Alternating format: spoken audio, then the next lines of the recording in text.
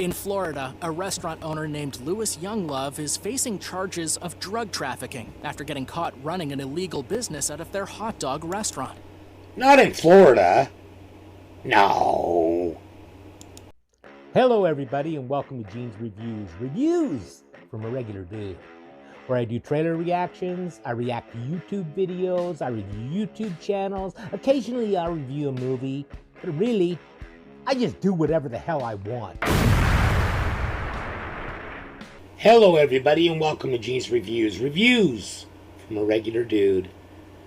Today we're checking out one from World List. This is 10 times restaurants went horribly wrong.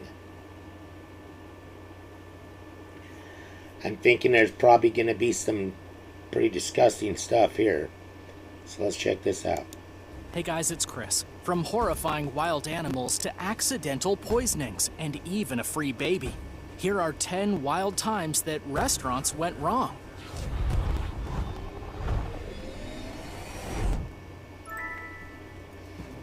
Number 10, snakes in the ceiling. The one thing you never expect to happen while you're simply enjoying a meal at a restaurant is a snake bursting through the ceiling and attacking the customers. No doubt. And I hate this is snakes. exactly what happened at a busy restaurant in an unknown location when a giant snake literally crashed through a panel ceiling and fell into the room, nearly landing on someone's head as they tried to eat their dinner. Diners at the restaurant were terrified and didn't know what to do. The snake was colossal too, with estimates placing it at up to 15 feet in length. That's just not right. Nobody's really sure what kind of snake it was. It looked to be some kind of python, although it was never confirmed. It must have been living above the ceiling and was on its way out for business when the tiles gave out and the serpent came crashing down. Staff at the restaurant were quick to wrangle the horrifying monster with a metal hook on a stick, and then they got the snake away from the terrifying... Not me. I would have been out of there like, bam, in a shot. Customers. As of right now, the fate of the snake is unknown, but let's just hope it didn't end up in the soup of the day. What would you have done in a situation like this? Number 9. Ran. Soup. Speaking of soup, a popular restaurant chain in China lost somewhere around $190 million after a pregnant woman discovered a dead rat in her soup broth. It wasn't the missing customers that caused the restaurant to lose money. Instead, it was their stock that hit a low point after photos of the dead rat being held with chopsticks spread across the internet.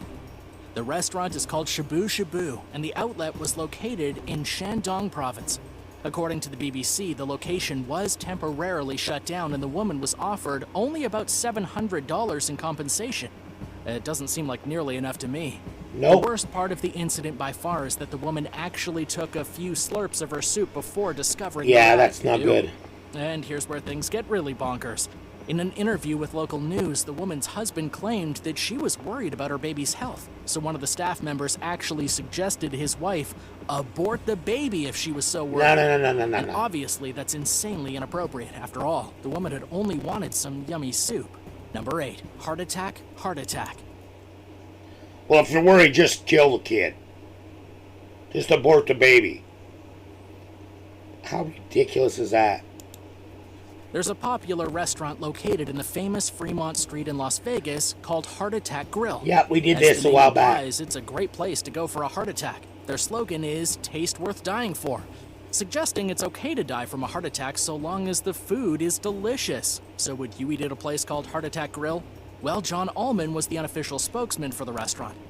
You know, I would try something like that, but I won't go there now because after watching that video a few weeks ago, because that guy was a real jerk, and I wouldn't want to give him any of my business. Stand out front, hawking burgers and gathering customers, telling anyone who would listen to come inside and try the amazing food. Well, he actually did die of a heart attack. Yes, this is the definition of irony. He was waiting for a bus in front of the restaurant when he suddenly went into cardiac arrest, was transported to the hospital, and then later removed from life support. According to the New York Post, Allman frequently ate many of the foods on the menu. Some of the most horrific dishes sold at Heart Attack Grill include something called the Quadruple Bypass Burger, which comes equipped with 9,982 calories.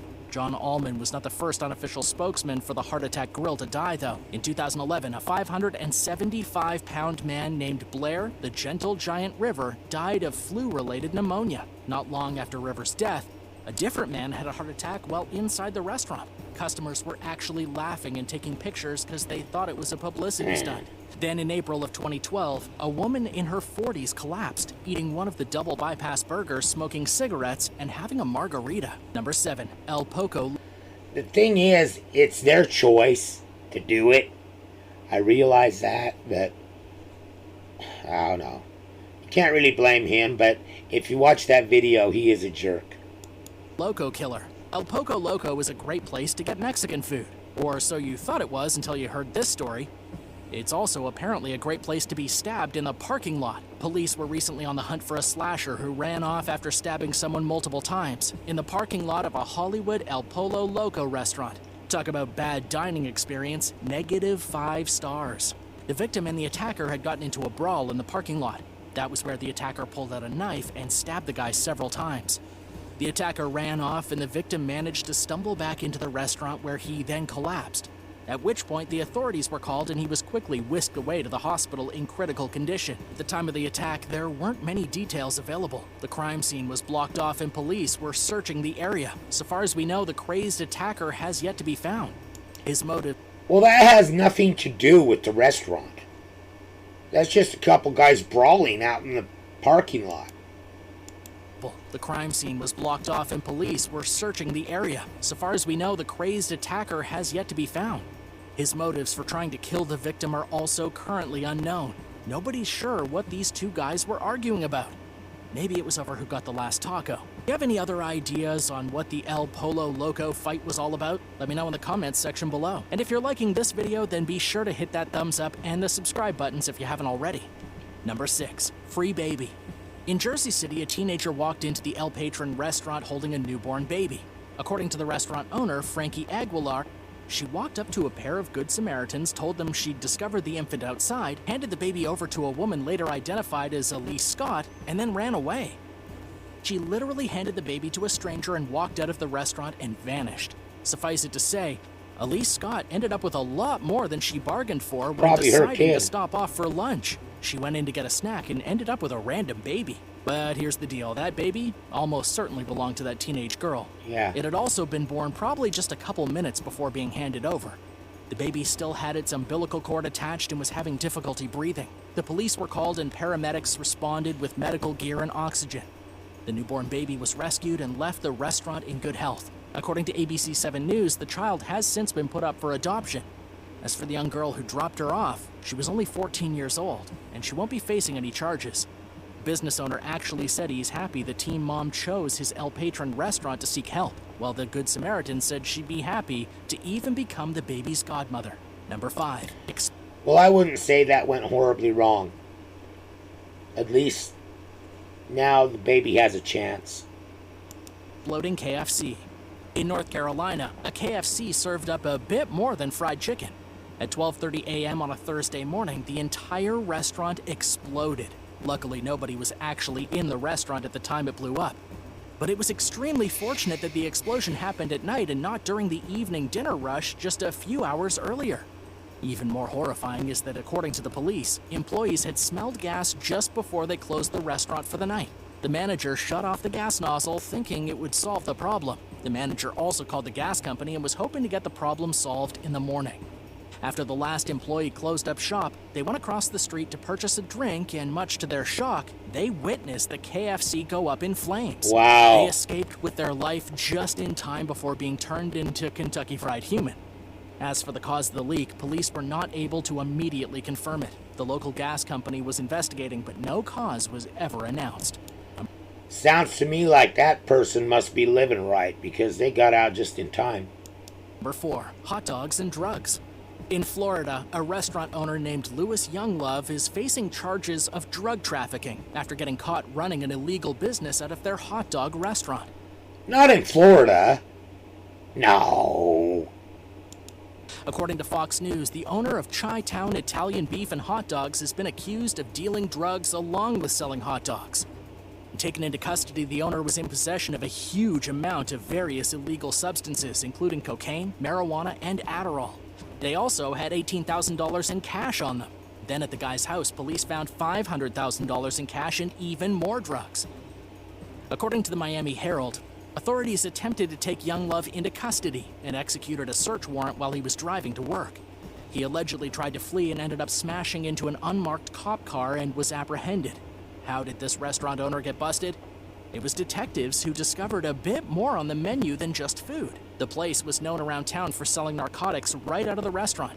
If you knew what to ask for, you could literally walk up to this place, get yourself a pizza and a chili, and walk away with more illegal substances than most people would know what to do with. This is not really... Yeah, I'd like a pizza with extra oregano. What people mean when they talk about a place having a secret menu. Number 3, Machete Attack. At a restaurant in Ohio, a wild man wielding a machete attacked 4 people in an act of indiscriminate violence before the police showed up and shot and killed the guy. According to ABC News, he was a known person of interest to the FBI, but not being fully investigated. The suspect was later identified as Mohammed Berry, a 30-year-old man who didn't appear to have any logical motive for carrying out the insane attack. Customers were at the Nazareth Restaurant and Deli in Columbus, minding their own business and eating some good food, when the man walked in, briefly talked to an employee, then returned 30 minutes later with a machete in hand and began trying to chop people into pieces. A mother from the restaurant ran outside with her kids and phoned 911 right away. She said, "Some guy pulled out a machete and started stabbing people." Some have described the brutal violence as a terror attack, though it didn't really seem to be prompted by anything specifically. The people were literally just eating and no one had even provoked the attacker at all. People didn't even really notice him until he came back with a weapon. The restaurant location was also apparently completely random. It's not like this guy just had a burning hatred in his heart for the deli. Police said that some of the customers even tried to fight back. Some of the patrons there started throwing chairs at him, just trying to get him out of there. Columbus Police Sergeant Rich Weiner said, according to the AP, chair to hold him back. There was no rhyme or reason as to who he was going after. In total, 4 victims were hospitalized, but luckily nobody died during the traumatic incident, except of course the guy with the machete. Talk about a bad day to eat out. Well, that's Number okay. 2, iced tea poison.